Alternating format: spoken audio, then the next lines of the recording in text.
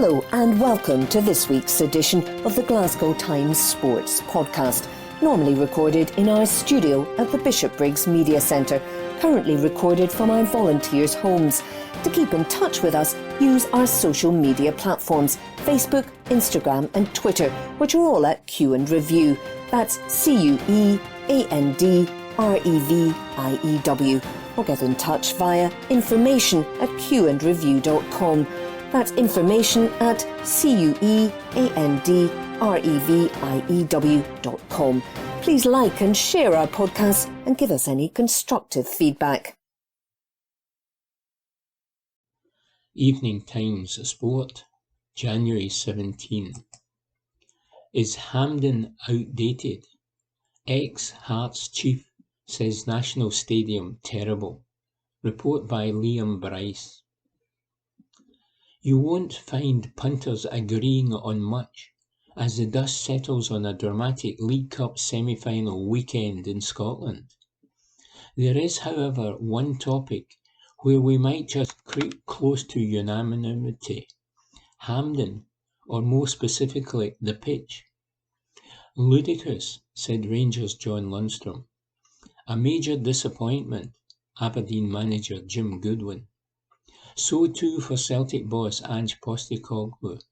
Really bad, according to Michael Beale. The torrential, relentless Glasgow rain certainly did not help, but there was clear frustration all round that the surface did not hold up particularly well. As Postecoglou pointed out, this was a showpiece occasion for Scottish football, and viewers around the world will have laid eyes on a pitch buckling into a state not befitting of the big stage.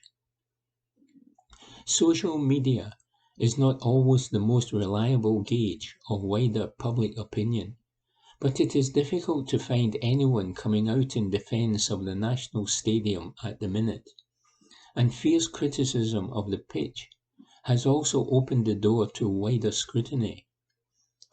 The debate over whether Hampden is really the best we can do is not a new one, but weekend events have brought considerable issues back to the fore. Accessibility is one, facilities another, all, according to former Hearts chairman and Labour peer George Foulkes, are not good enough. Said Foulkes, I have been at Hampden a few times supporting Scotland and Hearts, and I think it's a terrible stadium. I've been to some European stadia supporting Hearts, so I can compare them. I think there are three major issues with Hampden. One is access, where it is, how to get there. It's almost impossible to get there by public transport, and that creates huge problems with congestion and difficulties for supporters. The second is the appalling toilet facilities. I was there at the start of the COVID pandemic when we were being told to wash our hands, and it was quite impossible there. Some of the facilities are absolutely appalling. And the catering is also useless. It's way back to the 20th century. These days, football supporters should be given decent facilities when going to matches. You just don't get that at Hampden. Those are the three major problems. It's in the wrong place, out of date, and supporters are treated like cattle. The pitch was terrible, absolutely dreadful. It was like a farmer's field, and I don't understand why it was so bad.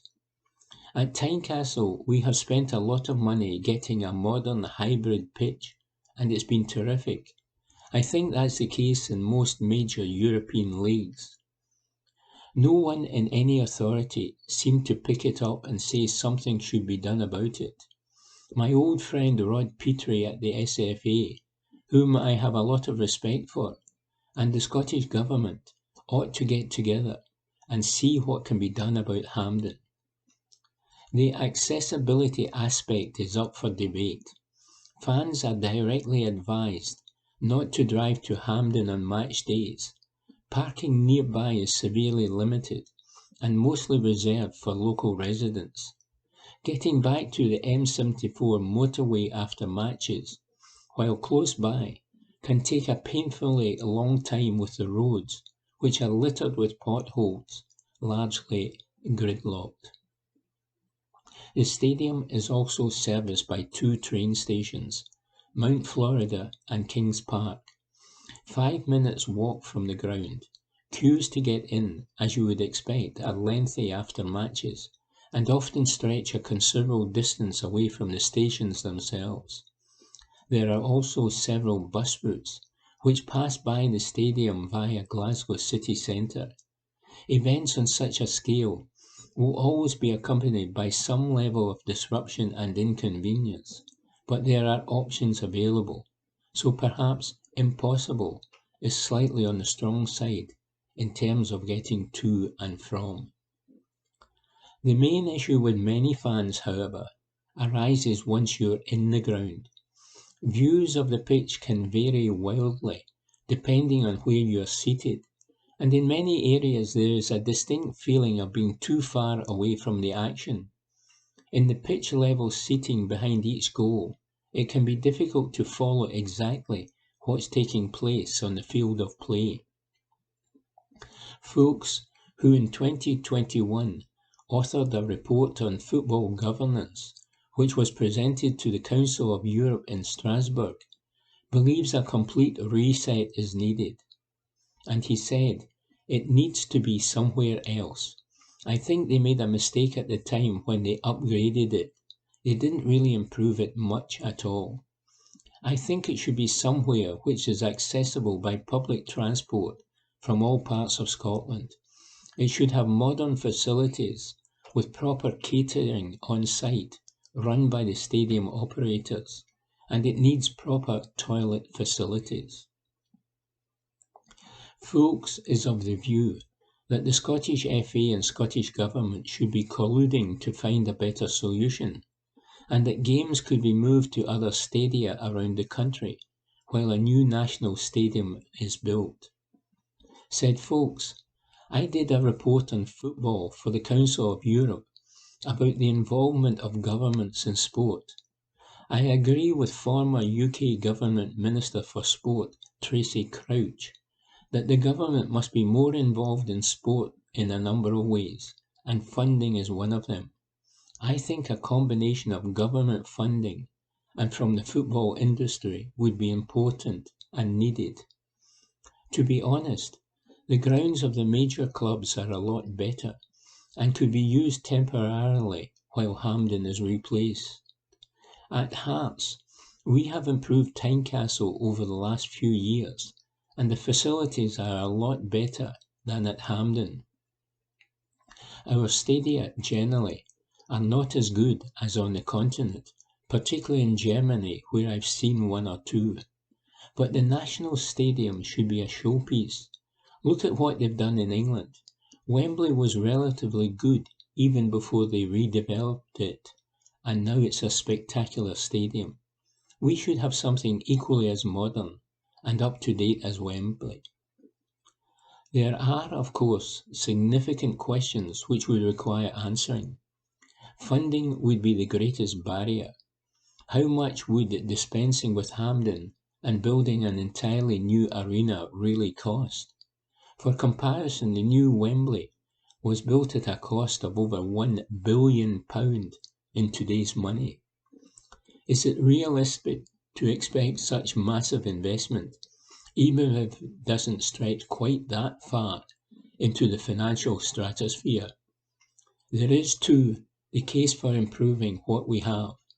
Fans' most frequent gripe is the views and proximity to the pitch, something that could feasibly be rectified via renovation, albeit still at a significant cost. Hampden forms part of the UK and Ireland's bid to host Euro 2028, and a Glasgow City Council meeting in November last year heard that as much as £14 million could be set aside for improvements, including the addition of a fan zone and football village. The successful bid will be confirmed in September, with Turkey the only competitor. A major tournament coming to Glasgow would put any talk of a new national stadium on the back burner for at least the next several years, but would almost certainly bring the issue of improvements to the very fore. That might not be the solution some are hoping for, but any move to make a day out at Hampden that bit better for the fans is surely a welcome one, says Liam Bryce. Evening Times Sport, January 17. Nick Rogers says, "In the age of LIV golf, you can't have your cake and eat it." Well, here we are again, folks.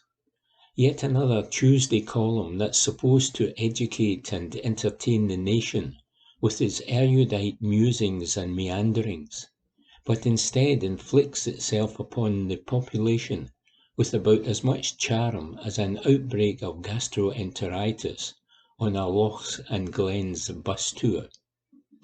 But maybe I'm being too hard on myself. Perhaps, like some revered literary genius, with a mighty portfolio of enduringly magnetic and challenging works, my weekly wafflings are actually critically acclaimed. The other day, after all, I overheard someone suggest that this column made them lose awareness of their existing surroundings and transported them to another place. Aye, to another bloomin' page in the supplement as quickly as possible, hissed the sports editor. Oh well, if you made it this far, you may as well stick it out.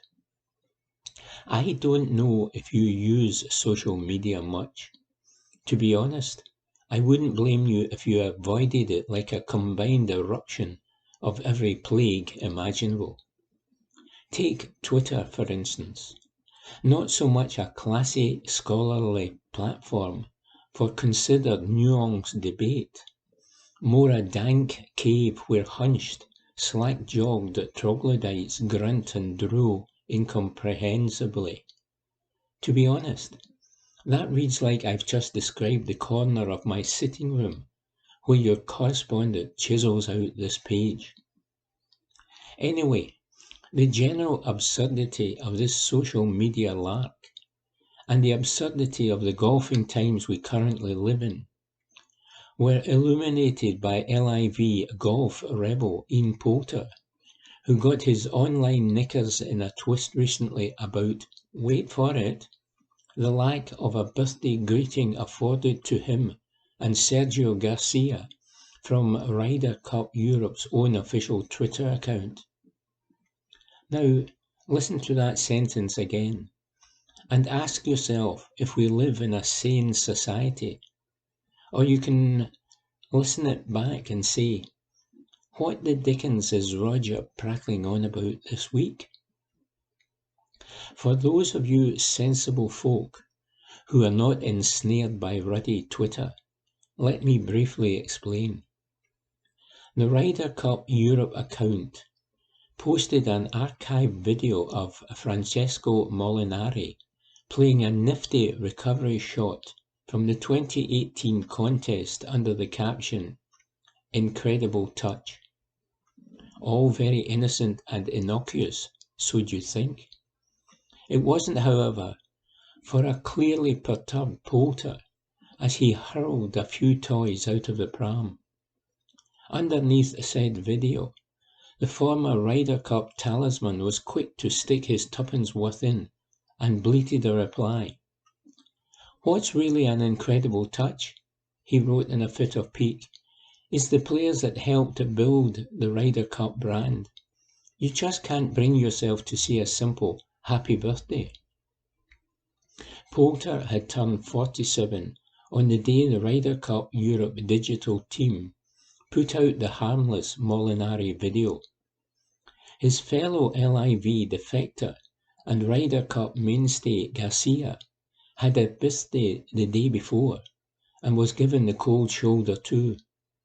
Poulter took it upon himself to declare that this was an almighty snub to two stalwarts of Team Europe, the poor lambs. In happier, simpler times, before LIV came on the scene, of course. Such a humdrum occasion, like Poulter hitting 47, or Garcia reaching 43, would still have generated some cutesy social media content, or a shout-out, as the kids call it, from that Ryder Cup Europe account. There would, perhaps, have been a brief video montage of the greatest moments in the transatlantic tussle, accompanied by a cheery little caption and a salute to European unity, while all and sundry would type, "Happy birthday, Sergio, you legend," and "Oh, we love you, Polks." And then we'd all move merrily along to the next banality. But that was then, and this is now. In the LIV era, the likes of Poulter and Garcia remain persona non grata as far as the European Tour Group, which runs the Ryder Cup on this side of the pond, are concerned. As a result, we get a grown man parading his anger about not getting a birthday cake emoji on his social media timeline. Golf historians of the future will probably look back on this period in the game and choke on their own brains at the ridiculousness of it all. The absence of Poulter and Garcia from official tour communications, along with other decorated Ryder Cup linchpins, and now ostracised LIV renegades, like Leal Westwood and Graham McDowell, underlines the prickly and frankly petty state of affairs we find ourselves in at the top end of the men's professional game. In the eyes of Poulter, the perceived birthday slight was another example of the tour attempting to airbrush certain players out of the history books in the wake of their controversial defection to LIV. But then what did he expect? Poulter and others gleefully took the Saudi shilling when the vast carrot was dangled in front of them, despite knowing there would be various repercussions, whether in the form of reputational damage and tour suspensions, right down to the utter triviality of not getting a social media mention upon reaching the great milestone of 47. In the LIV age, it seems you can't have your birthday cake and eat it, says Nick Roger. Evening Times Sport, January 18. Michael Beale on Kemar Roof, Tom Lawrence and Rangers injury record. Report by Chris Jack.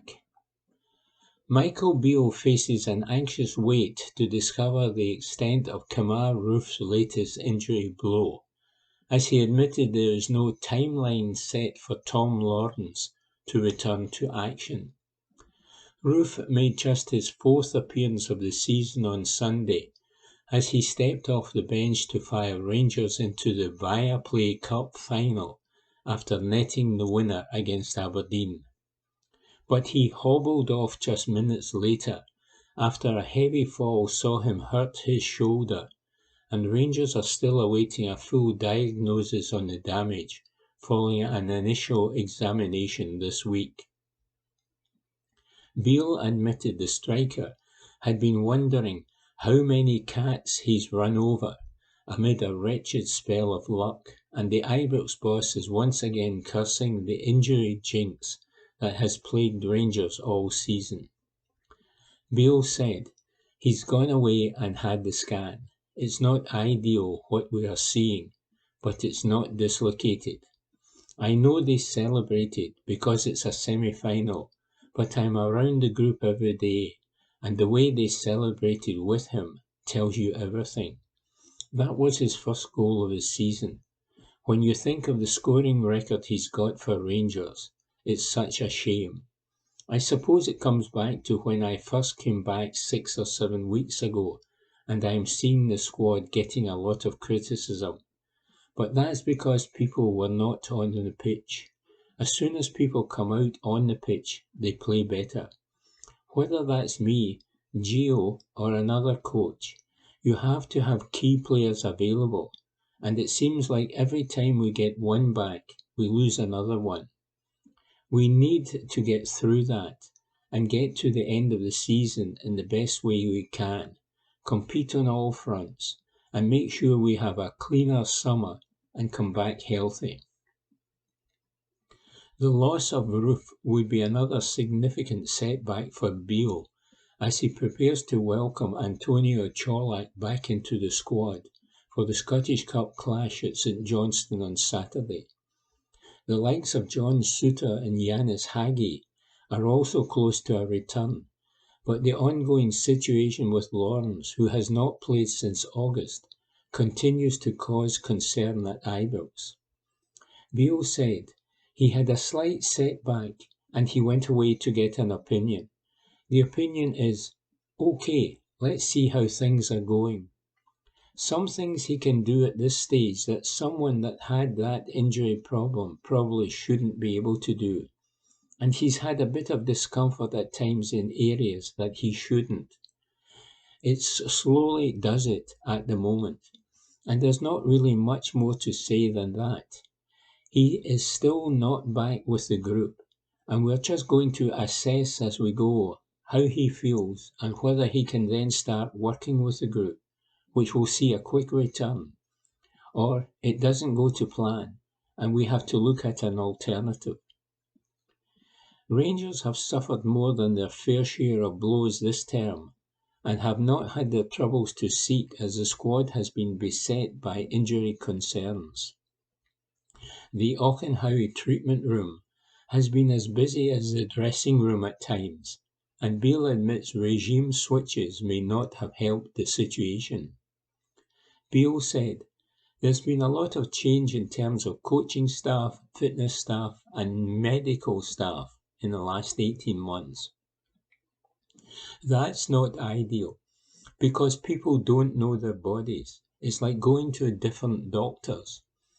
Over time, we need to have some continuity in that. There's other injuries you can't do anything about. The Khmer Roof one is just one of those things that you can't do anything about. It's been a bit of both in terms of a lot of change around the players and then the demands. Some players are not fit, others are playing more than you would like, and it leads to injuries. At this moment, it's just about playing the game that is in front of you because you don't know what's coming tomorrow. Play that game that's in front of you. Don't worry about resting him and him and him. Just play the game that is in front of you and deal with it the next day. 5 subs is certainly helping. It's probably helping more than people realise." Report by Chris Jack. Evening Times Sport, January 18. Edinburgh and Glasgow have plenty to play for in final European matches. Rugby by Anthony Brown.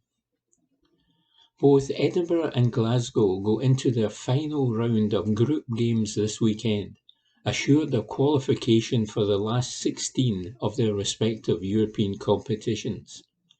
However, the PA news agency have taken a look at where the two teams stand and what they must do to ensure they have home ties in the next round. How are Edinburgh getting on in the Champions Cup? Mike Blair's men sit 5th in Pool A with 11 points after winning 2 of their 3 matches so far. Having lost narrowly away to Saracens in their opener, they bounced back with convincing home and away wins over Castres. Their 34-21 victory in France last Saturday was enough to ensure they will finish in the top 8 of the 12-team section and progress to the last 16. What is at stake in Edinburgh's final group game? The 4 highest placed teams in each pool are guaranteed a home match in the round of 16 and in the quarter-final if they get there, so Edinburgh will have plenty to play for when they welcome Saracens to Dam Health Stadium on Sunday. A bonus point victory is the only outcome that will ensure the men from Scotland's capital move above third-place Saris and finish in the top four. A standard 4-point victory would be enough if they do not allow their opponents to collect a losing bonus point. A bonus point defeat for Edinburgh would give them a slim hope of moving above fourth-place Exeter, although that unlikely scenario would be reliant on the Chiefs losing and failing to collect a bonus point at home to Castres. How are Glasgow getting on in the Challenge Cup? Franco Smith's informed side sit fifth in Pool A, as one of 5 teams to have won all 3 of their matches. They started with a narrow 22-19 win away to Bath in December, and then enjoyed bonus point victories at home and away to Perpignan. They are already assured of progress to the last 16. What is at stake in Glasgow final group game? As with the Champions Cup, the 4 top teams in each pool are guaranteed a home match in the round of 16 and in the quarter-final if they get there, so Glasgow, in a similar position to Edinburgh, could do with a handsome victory at home to Bath on Friday. Ultimately, the Warriors have to find a way to pick up one more point than at least one of the 4 sides currently above them in the section, although this will be a tall order given that each of the top 4 face teams that have lost all of their matches so far. Report from Press Association. Evening Times Sport, January 18. Gregor Townsend admits 6 Nations could be last as Scotland coach. Gregor Townsend admitted this could be his last 6 Nations as Scotland head coach, as he confirmed he has had no talks about extending his contract beyond the end of this year.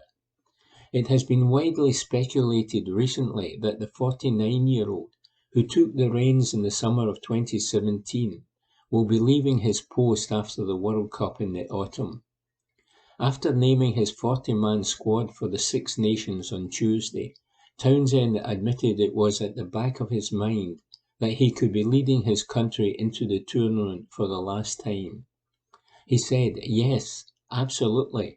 I'm not contracted beyond this year, so of course it could be the last. I don't think it will change anything though, because the 6 Nations is such a big tournament and there's so much work that goes in for me and the other coaches." Asked if he would like to have his future sorted out before the World Cup, Townsend said, "Yes, of course, but we'll just have to wait and see. No discussions have been had, and I don't see them taking place until after the 6 Nations." Reports in France claimed Townsend had applied for a role as assistant coach with the French national team, while he was recently linked with the head coach vacancy at Leicester.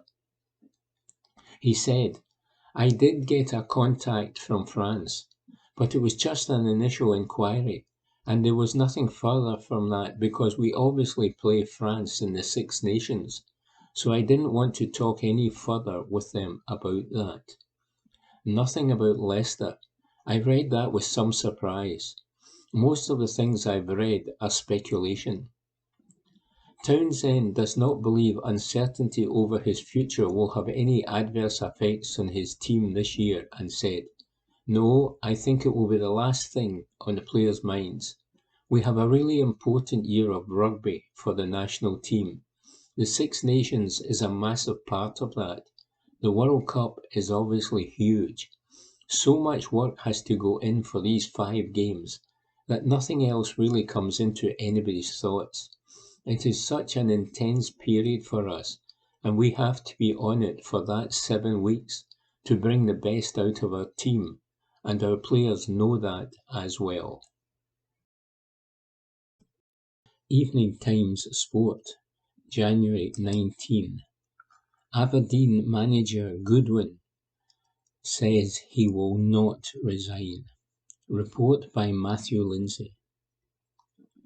Jim Goodwin admitted that he was embarrassed by the pathetic defending in Aberdeen's heavy 5-0 defeat to Hearts at Tynecastle, but vowed that he would not chuck in the towel. Goodwin was at a loss to describe why the Pittodrie club performed so poorly at the back in the Cinch Premiership match against their rampant third-placed rivals. Hearts fans chanted, "You're getting sacked in the morning," as the visitors' disappointing run of form continued. They have now won just once since club football resumed after the World Cup break. But Goodwin, who admitted that he is trying to bring in new defenders before the January transfer window closes, has pledged to fight on and sort out Aberdeen's poor away form. The North East outfit have triumphed in just 2 of the 12 league games they have played on the road in the 22-23 campaign. He said, "Hearts looked like they could score at will. What can I say to the players now? What's the point? The talking has to be done on the pitch. I cannot get my head around how I am speaking after a 5-0 defeat. I can talk about this, that and the other thing, but we didn't deal with situations defensively well enough. That is why our goals against Column is as bad as it is. I am extremely embarrassed, and the players will be feeling the same. We have let everyone down, and that's on me. I didn't see it coming. We played well on Sunday when we lost to Rangers in the Viaplay Cup semi-final, and it's difficult to make a lot of sense in it. I am not a beaten man. I will never chuck the towel in, if that's what you are suggesting.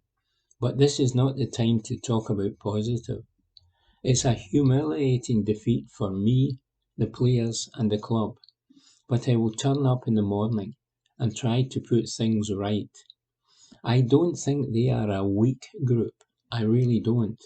I think there are a lot of good characters in there. It is very early right now for me to analyse the game, and there is a hell of a lot to digest. But our home form has been very good this season, and our away form has been abysmal. And you cannot rely on our away form to take us where we want to be. It is an extremely difficult one for me to put our finger on right now. Aberdeen have been linked with Sunderland defender Bailey Wright, and Goodwin stressed that he is eager to bring in new faces in the coming days. He said, "The chairman and the board and everyone behind the scenes at the club have been absolutely brilliant from day one. This is on me. I'm the manager. They are my players. I brought the majority of them to the club. I still believe in them as a group. I think there are a lot of good players in there, a lot of talented players, but ultimately we concede far too many goals, and that's the crux of the matter. Part and parcel of being a manager at any club is getting results and winning games of football. Unfortunately, on the road this season up to now, we haven't earned enough points away from home.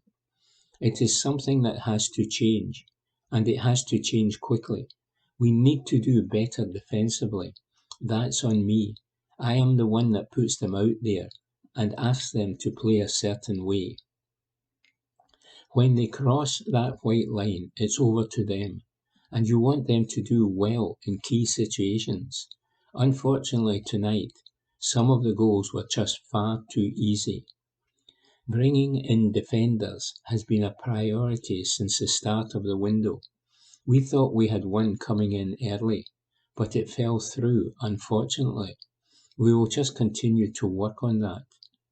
Obviously, Kelly Roos hurt himself in the game on Sunday, and we will get a full assessment of that tomorrow when he sees a specialist. But it doesn't look good at the moment, so there might be a need as well to bring in a backup keeper. There are one or two other areas we need to strengthen, but right now it's too early for me to talk about that type of thing. We have a lot more to concern ourselves with in the next 24 to 48 hours. Report by Matthew Lindsay. Evening Times Sport, January 19. Jerry Britton reflects on Partick Thistle's Tennent's Sixes success. Report by James Kearney. It has been 30 years since the Tennent's Sixes football tournament was last held, but to former Partick Thistle striker Jerry Britton, it doesn't feel so long ago. Britton and his Jags teammates were the last team to win the indoor mini-tournament, held regularly at Glasgow's SEC, that featured representatives from top-flight clubs facing off against each other in short, high-scoring six-a-side matches. It is a tournament that is fondly recalled by many Scottish football fans, and Britton admits that he thoroughly enjoyed competing in the annual event because of the feel-good factor that surrounded it all. It was a brilliant atmosphere, recalled Britton, speaking ahead of a reunion event at Firhill to celebrate the 30th anniversary of Thistle's win. You would get maybe 8,000 there, loads of screaming Wains that were absolutely buzzing. The good thing for players was that you got a day off training, so that was a plus. It was inside when it was freezing in January. It was quick, entertaining, and there were loads of goals. It was more like playing five-a-side with your pals than anything professional. The players really enjoyed it, and the atmosphere really helped. The supporters seemed to really take to it. The Thistle players certainly took to it in 1993, making it all the way to the final, where they defeated Airdrieonians to secure the cup that sits in the Firhill boardroom to this day. The matches themselves don't particularly stand out for Britton, but he is unlikely to forget the reaction of John Lambie, Partick Thistle's famously sweary former manager, after the team went out to celebrate their success. Britton said, "What I do remember is the night out after it, when teammate Paul Kinnaird got us into the Savoy on a Monday night. I think there were about 15 people there, and we were there with our tankards. It was a good laugh." Lambie had just blanked the Tennent's Sixes tournament. He just said to assistant manager Jerry Collins, "You take the Sunday, I'm no effing going." We had been out until the wee hours. It was the usual back then, and then we were in training on the Tuesday morning. Lambie was like, "Right, you smart arses." He had us running up and down hills in Rockhill Park, as he liked to do. It's a far cry from the modern professional football environment. The days of players going out to Sauchiehall Street to celebrate a cup win are gone, and the thought of a professional team training in a public park is laughable these days. It's this professionalism that means the Tennent's Sixes won't be coming back anytime soon. Each side took the tournament fairly seriously and sent their best players to compete, but the football landscape has changed so much in the intervening years. Britton said, "No chance it will come back." There were so many positives. Probably the biggest thing was its attraction to young supporters. They loved it. It was like ice hockey or basketball with the number of goals that were flying in. They were really close to their heroes on the pitch. I cannot remember any crowd trouble, and there wasn't segregation.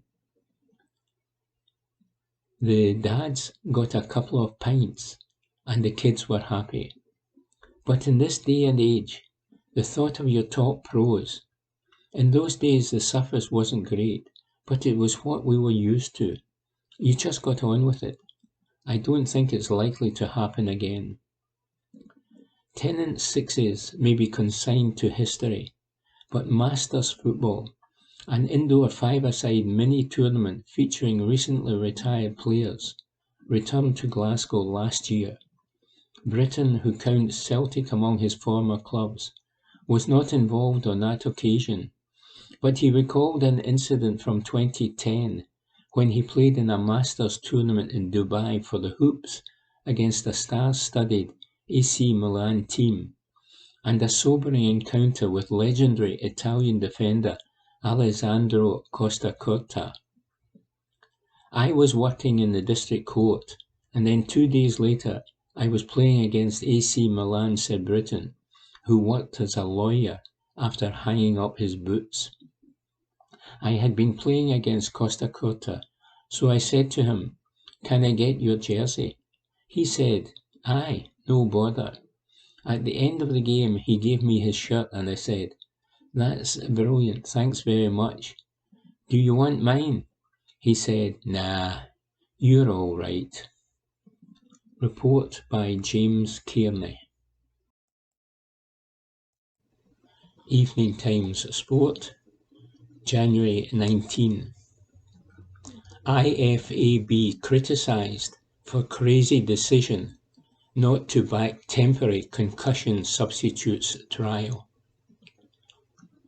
Football's lawmakers have been accused of having a hidden agenda after a temporary concussion substitute trial in the Premier League was rejected yesterday. The International Football Association Board met at Wembley to discuss the possibility of a trial after a request from World Players Union FIFPro and the World Leagues Forum to test the protocol in the Premier League, League One and Major League Soccer.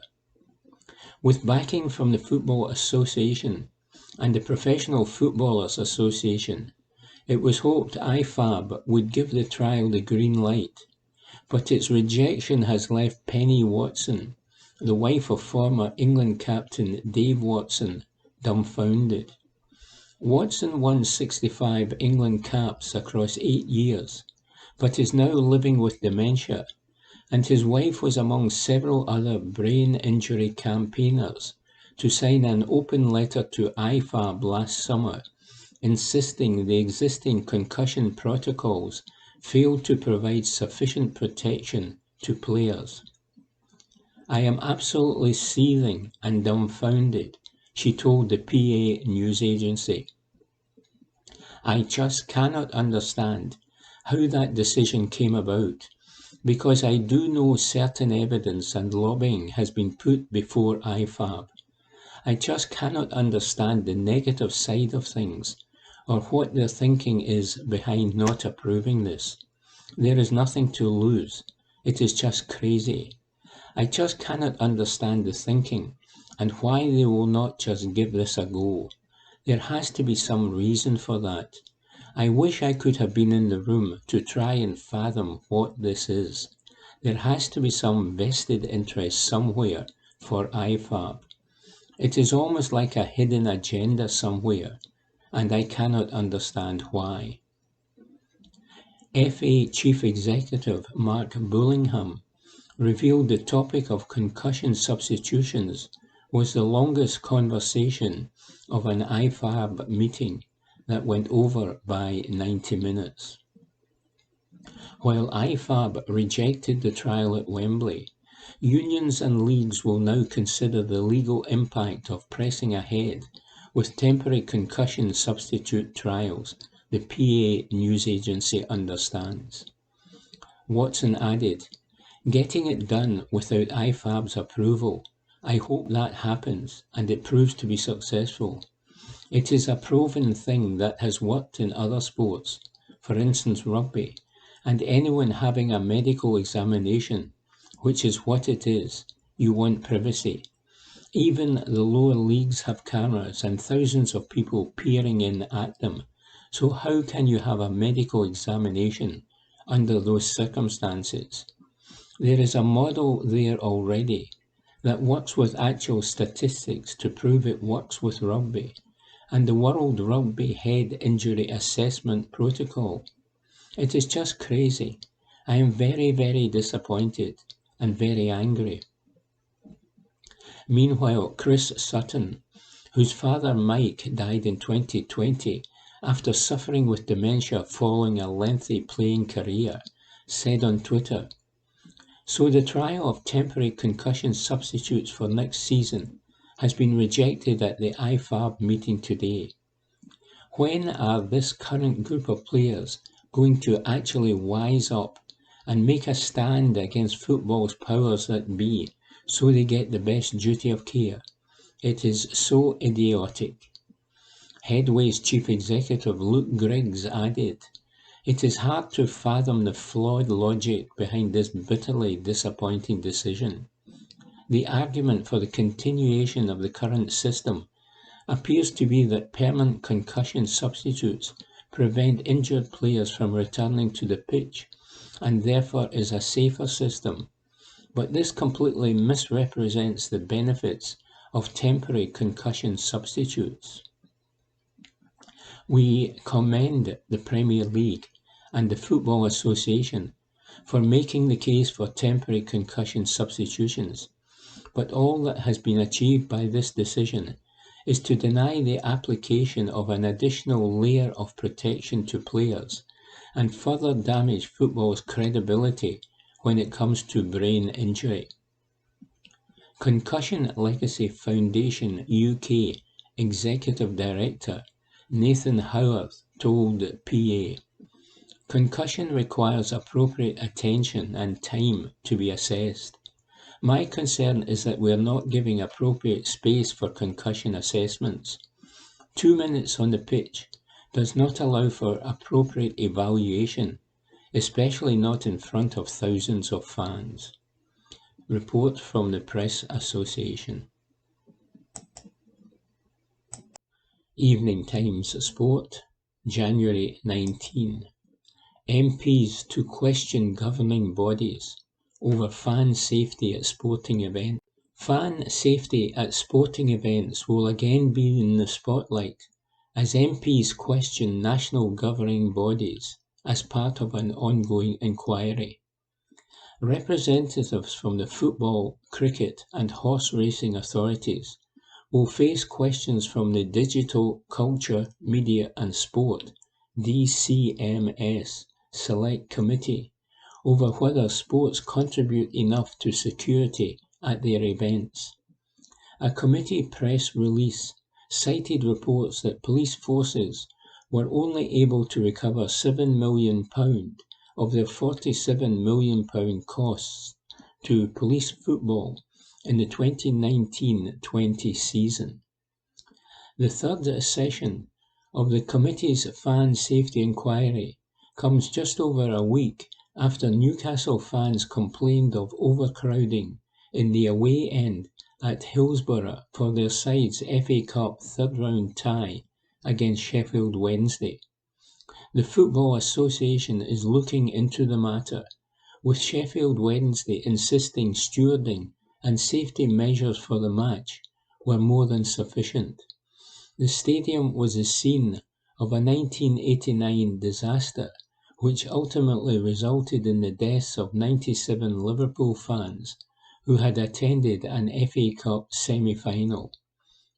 DCMS committee members are also expected to raise the possibility of a centralised system to report and record incidents of discrimination at sporting events, along with issues related to alcohol and drugs. The committee will hear from the director of Wembley Stadium, Liam Boylan, on behalf of the FA, the English Football League's head of security and safety operations, Bob Eastwood, the England and Wales Cricket Board's head of safety and security, Phil Davis, and David Armstrong, the chief executive of the Racecourse Association. Evening Times Sport, January 20. Rangers and Celtic VAR potential flashpoint, detailed amid IFAB trial. Report by Ewan Payton. Picture the scene. Sunday, February 26, Hampden Park, Glasgow. Rangers take on Celtic at a freezing cold National Stadium in the Viaplay Cup final. Scotland's Big Two fighting it out for the first available silverware of the campaign. It's 1-1 as the game heads towards extra time. The tense tie is balanced on a knife edge. Then, in the 89th minute, there's a VAR check for a possible penalty against one of the team's defenders. The relevant checks are completed. It's awarded. Could you imagine the referee having to explain to everyone inside the stadium and everyone watching on TV why the decision has been made? Total carnage. Well, the likes of Willie Collum and the rest of Scotland's on-field officials could be in that position in years to come if upcoming trials go to plan. Referees at next month's Club World Cup will communicate decisions taken after VAR reviews to the crowd as part of a new move by IFAB. One of the great frustrations around VAR, particularly among fans in attendance at matches, has been the lack of communication around how a decision has been reached. The game's lawmaking body, the International Football Association Board, approved a trial at its annual business meeting on Wednesday that seeks to tackle the issue. Conversations between the referees and VAR will remain private, but the conclusion of such debates will be relayed to the crowds at the upcoming event in Morocco. If successful, the method could be rolled out to other FIFA competitions later this year.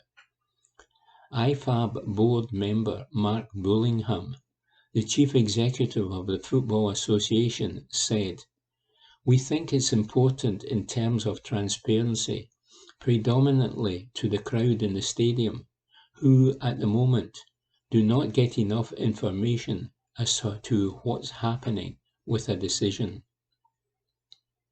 As most will tend to agree, the video technology has caused utter chaos in the stands, pitch, dugouts, and online since its introduction in mid-October.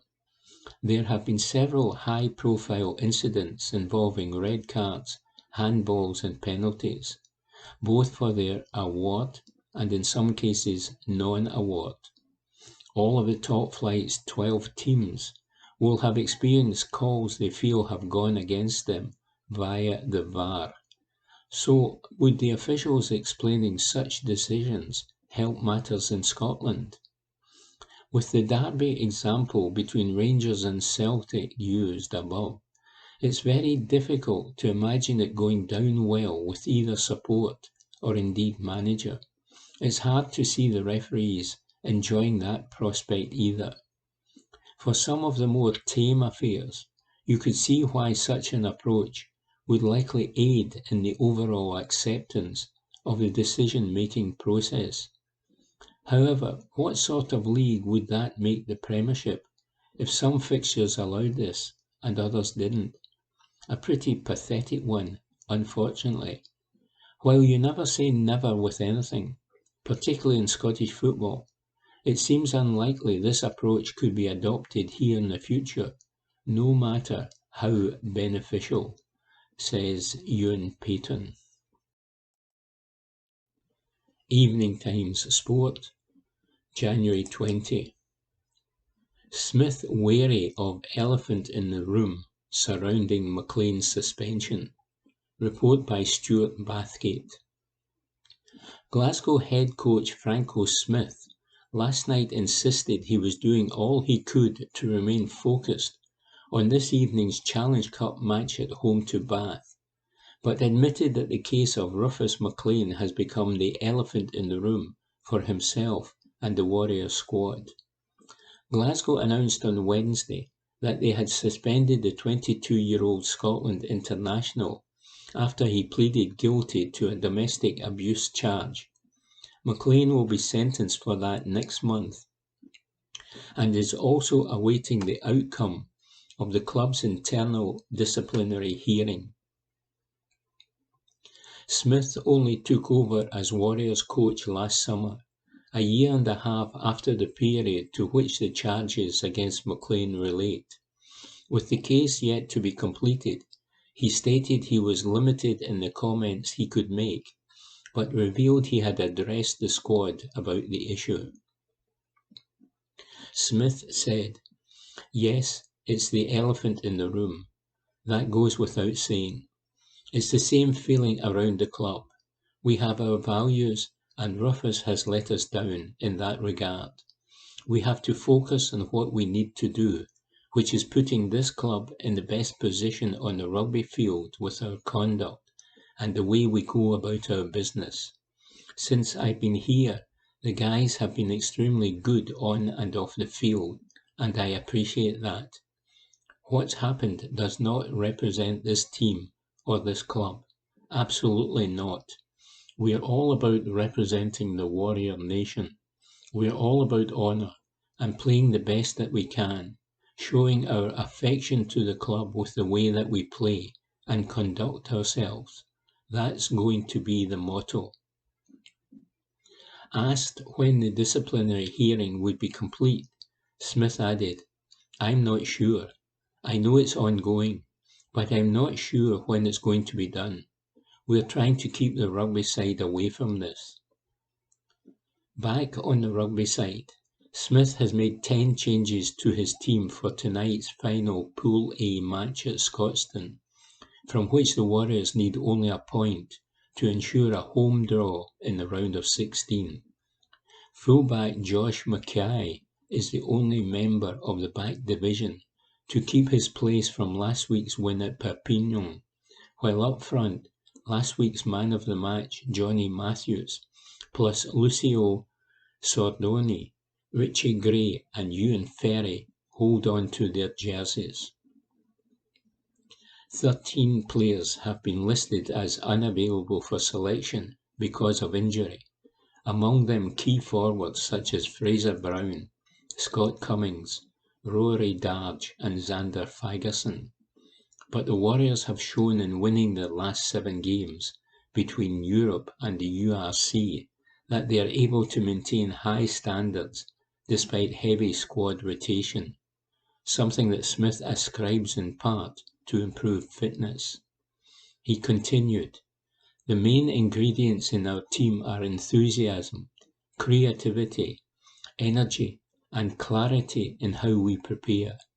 Now that everyone is physically improving, we showed against Perpignan last week that the intensity of our play is very good.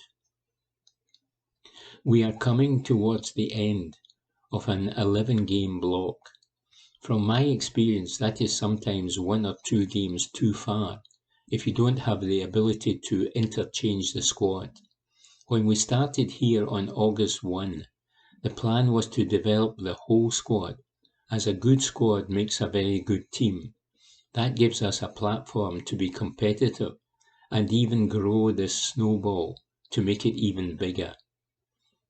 The Warriors are currently 4th in the 10-team pool, and it is the top 4 teams in each of the 2 pools that will have a home draw in the last 16. The 5th and 6th placed teams in each also qualify, which gives Bath an incentive. Currently 7th, with just a point to their name, they will go through if they get a better result here than Perpignan, ahead of them on points differential only, manage at Bristol this evening. 5th placed Bristol, who were docked 4 points this week for fielding an ineligible player, are the only team who can deny the Warriors a top 4 finish. But to do that, they would need all 5 points against Perpignan and rely on the Warriors drawing a blank. Report by Stuart Bathgate. Evening Times Sport, January 23. Darvel boss not listening to the Aberdeen claim.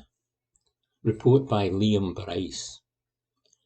Mick Kennedy took his seat at Tynecastle to watch Aberdeen capitulate in spectacular fashion last week. He could probably have predicted what would follow. You'll never have a better chance against them. It does stand to reason that a trip to the claustrophobic surroundings of Recreation Park for a Monday night Scottish Cup tie against sixth-tier Darvel has the potential for further Don's embarrassment. But their manager does not quite view it that way. Instead, Kennedy sees a side who pushed Rangers all the way at Hampden a week ago, and whose 5-0 hammering against Hearts was not entirely reflective of the 90 minutes.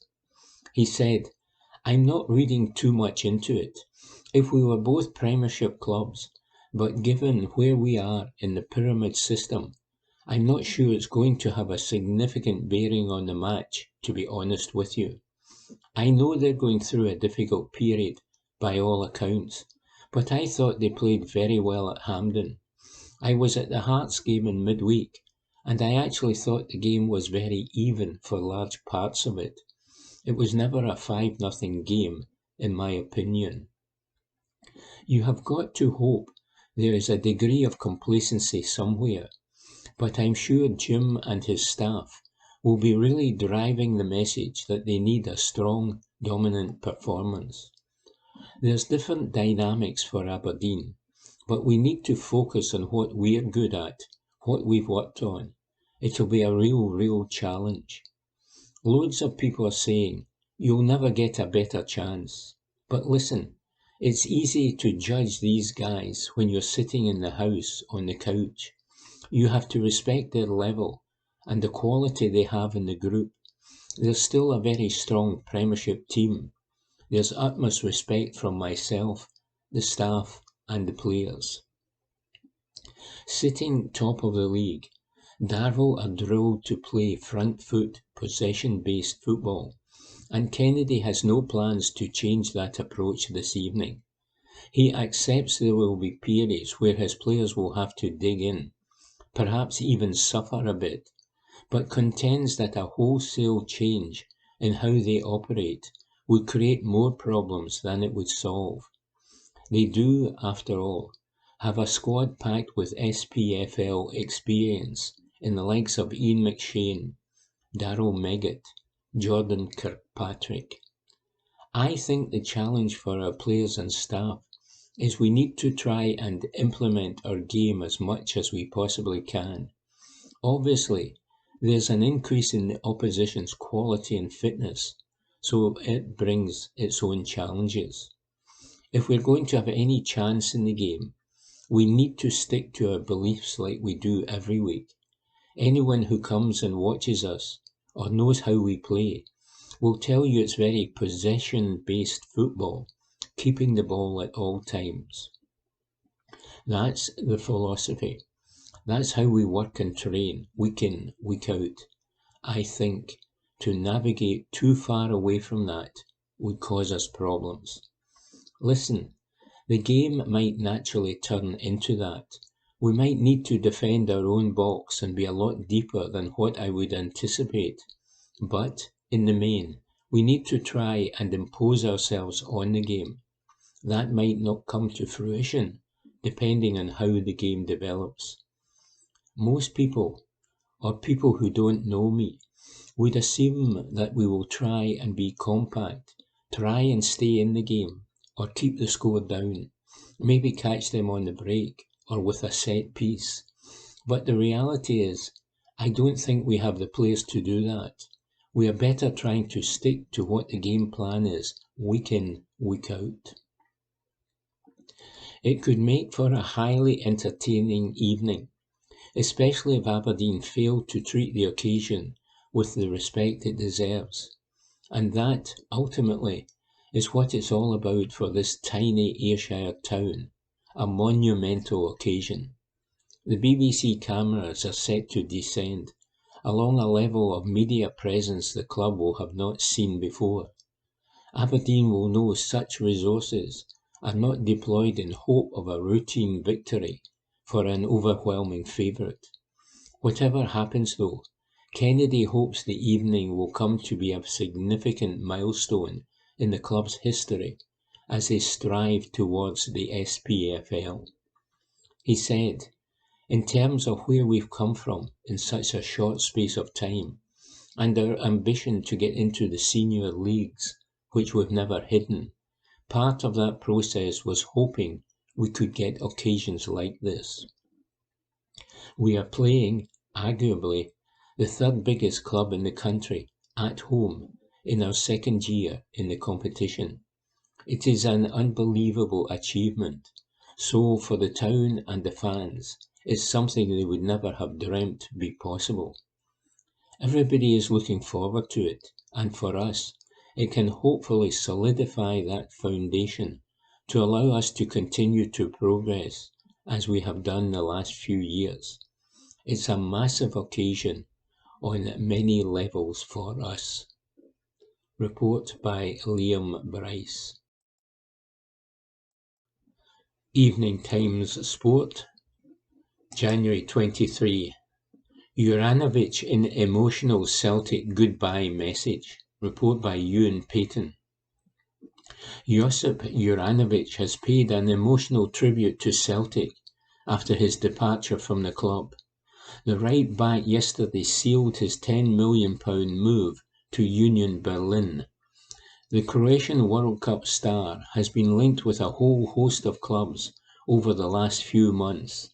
The likes of Chelsea, Barcelona and Roma were all said to have scouted the defender, but it was the Bundesliga side who won the race to sign the 27-year-old. Despite the arrival of his ultimate replacement Alistair Johnston this month, Juranovic has continued to feature for Ange Postecoglou's men. He played in the club's Viaplay Cup semi-final win over Kilmarnock, and also came off the bench against Rangers in the 2-2 derby match on January 2. Juranovic has already trained with his new teammates in Germany and could well be in line for a quick-fire debut on Wednesday night against Werder Bremen.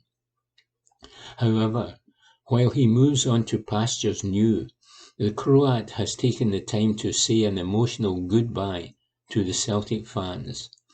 Sharing several photos from his 18 months at Parkhead, the right-back thanked everyone at the club for his time in Glasgow, which include lifting the title and the League Cup.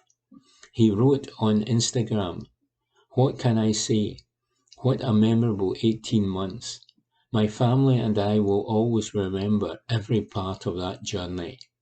Thank you for making this a special time for us. Sharing the dressing room with so many amazing teammates in this short period of time was an unforgettable experience. It was my pleasure working with manager, coaches and staff members. Big thanks to the fans. Each and every one of you made me feel special. Fireball will be always close to my heart. Glasgow will always be green and white. Once a Celt, always a Celt." Report by Ewan Payton. Evening Times Sport, January 23. Has Aaron Mooy pushed his way into Celtic's starting midfield? Report by Graham McGarry. "I don't like talking about myself," said a bashful Aaron Mooy after his double helped Celtic to scoosh their way past Morton in the Scottish Cup. Luckily for the midfielder though, there are plenty of others who are starting to talk about his influence on this Celtic team. The opposition, game as they were, may have been modest, but Mooy has been turning in these kinds of all-action performances for some time now. He was everywhere against Morton, pressurising opponents high up the park, getting back to help defensively when required, making himself available for his teammates, and popping up in dangerous areas. It was the last of those qualities that earned him his second goal of the day, getting on the end of Shade Haksabanović's cutback to thump home Celtic's fifth into the bottom corner from the centre of the box. Mooy has hardly been prolific, as he has slowly worked his way towards full fitness since returning to Scotland. but his performances have been catching the eye more and more, and he has now hit 4 goals as he repeated the feat of scoring a penalty and another goal from open play that he managed in the 4-0 win at Hibs. He said, "I'm trying my best to get on the score sheet. I hit the post and had another couple of chances, so probably should have ended up with more, but I'll settle for 2. I don't know if I'm now a goal-scoring midfielder. I don't know if you've followed my career, different parts of it, but some managers have liked to use me in a deeper role. Others have played me further forward. I just try to fit into the system. I'm learning the system here every day, trying to get better every day. And one thing about it is you're going to get chances to score. Hopefully, I can keep taking these chances." Celtic manager Ange Postecoglou is always at pains to point out that he does not have a first-choice starting 11, but it would be fair to say the consensus in the midfield at least is that Callum McGregor and Rio Hatate are nailed on to make up 2 of that trio in games of significance.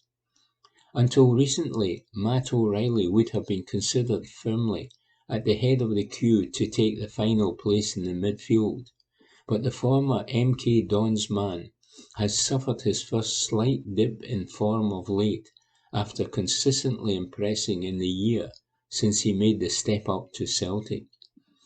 It is a strange quirk that O'Reilly has yet to find the net this season in any competition, and though he has still shown his undoubted quality, even as his overall contribution has tailed off a little of late, he now has the first real threat to his regular spot in the team in the shape of Mui. Perhaps the emergence of Mui should not be viewed as a negative for the overall development of O'Reilly, who is still young at just 22. He has looked a little jaded of late, which is understandable when you consider he has 31 appearances to his name already this term, not including international duty with Denmark's under-21 side, to add to the 50 games he managed last season. Being able to take him out of the side on occasion may be beneficial for O'Reilly in the long term, just as the arrival of Tomoki Iwata may allow for Postecoglou to rest Captain McGregor now and again, and ensure he is at his freshest when he is called upon. Mui, too, will require the odd rest, admitting that the turnaround from training in a park as a free agent in the summer to playing in the Champions League with Celtic and representing his country at the World Cup has taken an emotional toll. He said, "It's been a good year so far, lots of experiences. Playing at the World Cup, competing in the Champions League for a big club like Celtic. I'm just trying to make the most of it, soak it all in, and try to get better. It is a bit emotionally tiring. The World Cup takes it out of you because every game you feel is just so big. You feel, I don't know, it's hard to explain unless you've been through it, but it's an emotional thing, playing at the World Cup, representing your country. Fortunately, it was in the middle of the season rather than at the end. I think playing the World Cup at the end of the season could have really knocked it out of you, but in some ways it just feels like part of the season. The fact that Australia had a good tournament maybe makes it easier. That helps, I think. I've probably been more consistent since coming back from the World Cup. I don't know, I don't like to talk about myself." The fans, though, are now singing his name long and loud, and that will tell Mui everything he needs to know about how his Celtic career is progressing, says Graham McGarry. Evening Times Sport, January 23. Townsend admits more must be done to develop our own players. Report by Stuart Bathgate. Gregor Townsend has admitted that Scotland have to do more to develop their own players, after naming former England cap Rory McConaughey in his squad for the Six Nations. The 31-year-old McConaughey qualifies under World Rugby's new rule allowing players to switch allegiances to a second country for which they are eligible if 3 years have elapsed since they last played for their first. He was born in England to Scottish parents and could make his debut for Townsend's team against his former side in the opening game in this year's championship at Twickenham a week on Saturday. Australian-born Jack Dempsey took the same route last year, playing for Scotland against the country of his birth, and Townsend's squad of 40 for the tournament includes Ben Healy, the Munster fly-half, who has family connections with Scotland but has come up through the Irish system. One of the most glaring deficiencies in recent years has been in the front row, with the likes of Pierre Showman, W.P. Nell, and Simon Bergen among those recruited from the Southern Hemisphere to represent their adoptive country. Scottish Rugby last week announced plans to address the shortage with the launch of a national programme called Scrum School, but Townsend knows that a lot more has to be done in order to give him and his successors as national coach greater selection options. He said, "We definitely have to produce and help our players come through better, myself in my role, and the poor teams as well. We need more choices and more difficult selections because there are more players coming through. It makes it easier to coach at international level if you have players who have come through your system. Ireland is a classic example of that.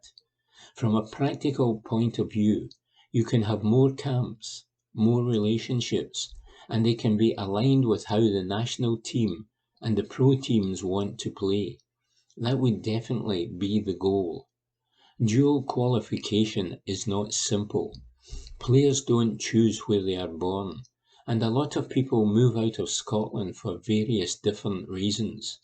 It has always been a pool of talent we are able to connect with, because that's the nature of Scotland in its relationship with the rest of the UK for over 100 years.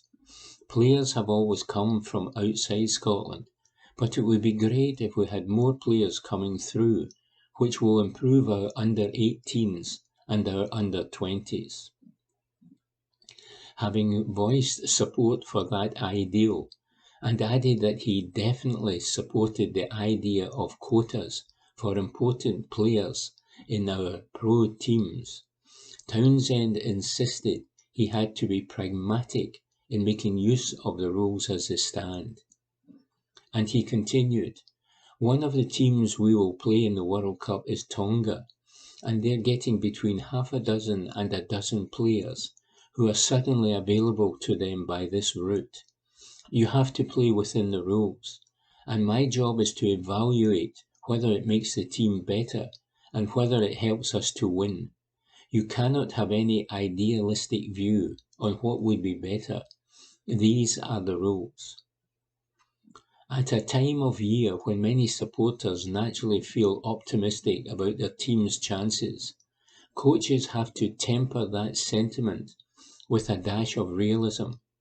But after an Autumn Nations series in which his team played their best rugby in their last game, a commanding 52-29 victory over Argentina, Townsend believes it is realistic for him to approach the championship in a hopeful frame of mind.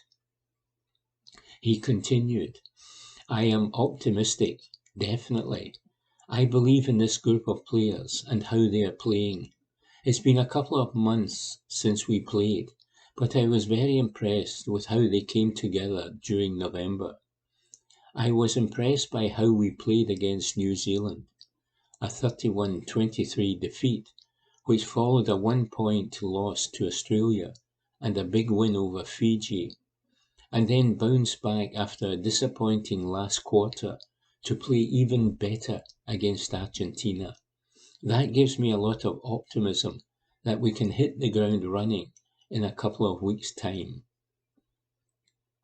The coach is also generally optimistic about a number of players, including Xander Fagerson, Hamish Watson, Duan van der Merwe, and Rory Darge, who are close to completing a return from injury. Glasgow tight head Fagerson himself said on Friday night that he was on track to be available to play against England, and Townsend concurred with that prognosis. Nonetheless, given the importance of the position and the fact Fagerson has been a virtual ever-present in the starting line-up over the past 18 months, there could be an anxious wait before the Warriors prop gets the all-clear. Townsend added, "Let's see how he goes in the next 2 weeks in our squad. We believe he will be available for the England game, which is a big positive." Report by Stuart Bathgate. Evening Times Sport, January 23. Tavernier's no excuses stance over pitch concerns. Report by Chris Jack. The standard of the 3 surfaces that Rangers have played on in the last week cannot be used as a catch-all excuse for the levels of their respective performances, but they must, much like the injury crisis that has permeated their campaign, be taken into account as a mitigating factor on each occasion as Aberdeen, Kilmarnock and St Johnstone have been overcome. Michael Beale labelled the pitches at Hampden and McDermott Park as cow fields in the aftermath of the Scottish Cup win on Saturday evening. Earlier in the week, he spoke about why he would prefer not to play on plastic parks, as he highlighted the advantages that Derek McInnes and his men have enjoyed this term. This weekend, Rangers will return to the green grass of home at Ibrox. St Johnstone are the opposition once again, and supporters will expect the margin of victory and the manner in which it is achieved to be far more comprehensive and comfortable than it was in Perth. It was a largely turgid affair that was won by a rare moment of quality from Rangers. Malik Tillman showed vision to set Fashion Sakala free, and the Zambian was unfortunate to see his strike come back off the post as the ball fell into the path of Borna Barisic and was rifled home. The second goal that would have made the remainder of the fixture less stressful and frantic never arrived, and the danger was that St Johnstone would get one chance to capitalise, that a failure to kill the game off would come back to haunt Rangers. In the end, the nightmare scenario did not play out. It was a case of job done and game won. It wasn't one that supporters will remember fondly as a spectacle, and Captain James Tavernier admitted it wasn't much fun to take part in either, as the underfoot conditions made it something of a slog against the Saints. Said Tavernier, "You saw the pitch.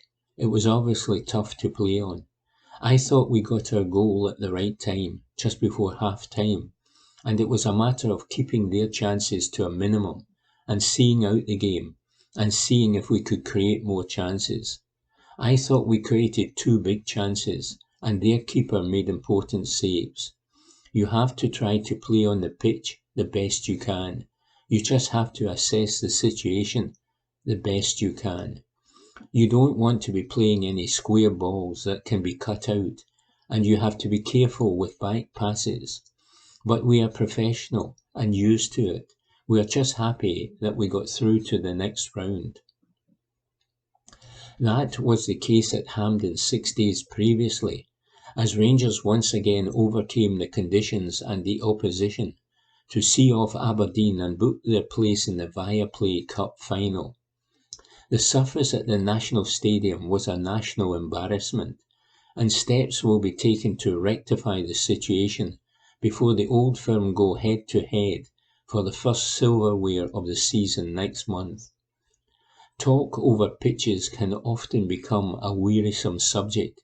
Any surface is, after all, the same for both teams, but conditions are a leveller on some occasions, and matches can be decided on mentality as much as technical ability. The last 3 fixtures have not allowed Rangers to be at their best, as a physical toll has been taken on a squad that are finding ways to win in adversity right now. In the bigger picture, they have not exactly showcased Scottish football either, as TV audiences on Viaplay and Sky Sports have been served up low-quality fare. Tavernier said, "I expected it because early in the season we played on it and it wasn't the greatest. I expected it to cut up really bad, which it did. We cannot use that as an excuse. We just need to be happy that we got the goal and the clean sheet. You look at Ross County and Motherwell, and they've always got really good pitches to play on.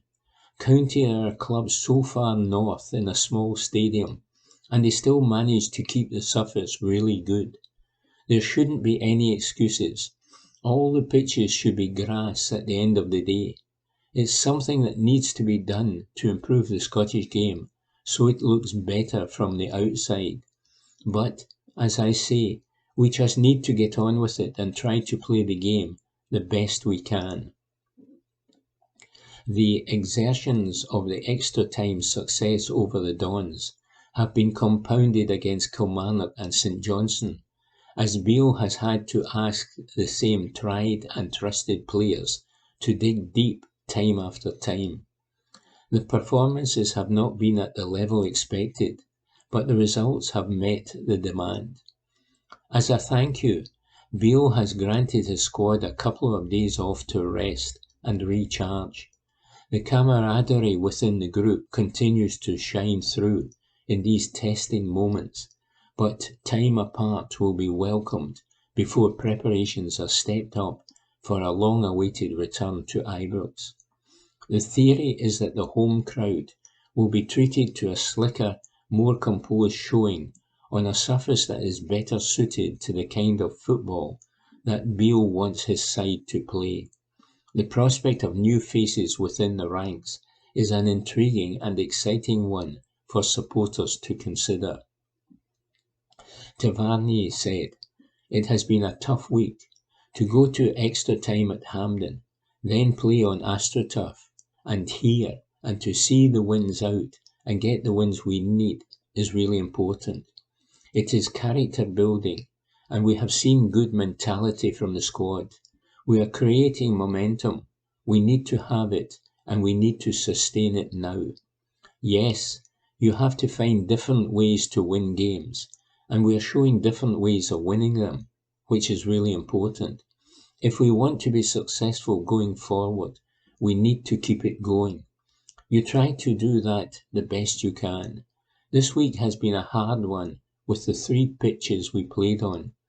It feels like ages since we played at Ibrox, so we will try to play our style back at home next week and try to give the fans a real good show."